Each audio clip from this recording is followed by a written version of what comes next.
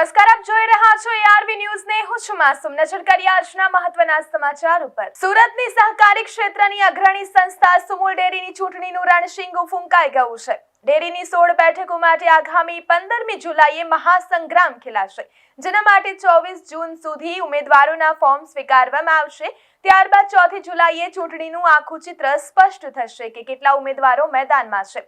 આ ચૂંટણી માટે સુમુલ ડેરી કેમ્પસમાં આવેલા બેન્ક્વેટ હોલને જ મતદાન મથક બનાવવામાં આવ્યું છે, જ્યાં 15મી જુલાઈએ સવારે 6 વાગ્યાથી બપોરે 3 વાગ્યા સુધી મતદાન યોજાશે અને 17મી જુલાઈએ મતગણતરી હાથ ધરી પરિણામ જાહેર કરવામાં આવશે. સુરેન્દ્રનગર એસઓજી દ્વારા ધ્રાંગધ્રામાં એક મોટી કાર્યવાહી કરીને કલ્પના ચોકડી નજીક માર્કેટિંગ યાર્ડ સામે આવેલા બંધ કેબિન પાસેથી એક ડ્રગ સપ્લાયરને ઝડપી પાડવામાં આવ્યો છે.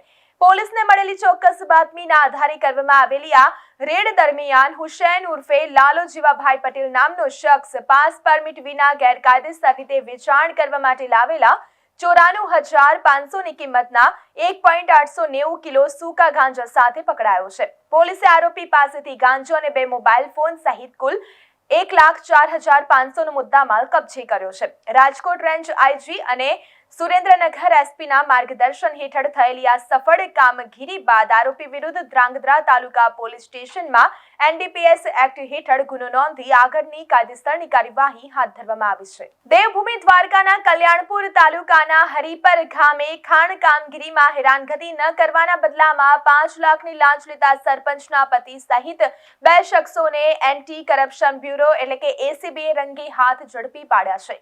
હરિપર ગામની ખાણ મામલે આરોપી સરપંચના પતિ ડાયાભાઈ પરમાર અને અન્ય આરોપી જીવાભાઈ પરમારે મૂળ 30 લાખની લાંચની માંગણી કરી હતી, જે બાદમાં 20 લાખમાં નક્કી થઈ હતી.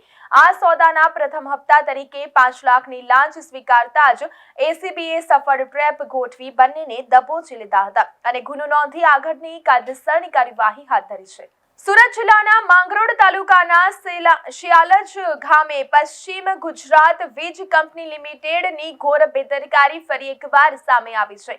અહીંના એક ખેતરમાં છેલ્લા 3 દિવસથી જીવંત વીજ તારો તૂટીને પડેલી હાલતમાં છે, જે સ્થાનિકો માટે યમરાજ સમાન સાબિત થઈ શકે તેમ છે. આ અંગે તંત્રને વારંવાર ફરિયાદ કરવા છતાં વીજ લાઇનનું સમારકામ કરવામાં આવ્યું નથી અને ઘટના સ્થળ ખેતરાડીની સાથે નજીકના રહેણાંક વિસ્તારની પણ સામે હોવાથી અહીં કામ કરતા ખેડૂતો અને સ્થાનિક રહીશોના માથે મોટું જોખમ તોડાઈ રહ્યું છે.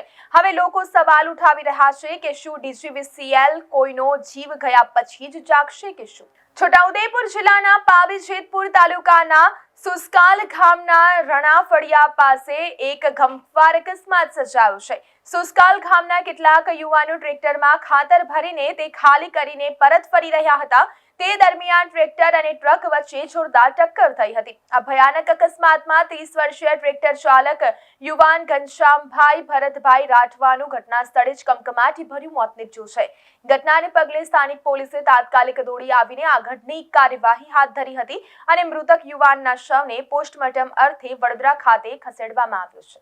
તો આ 7 સમાચારોમાં અત્યારે બસ આટલું જ. વધુ સમાચાર અને અપડેટ માટે જોતા રહો ARV ન્યૂઝ. નમસ્કાર.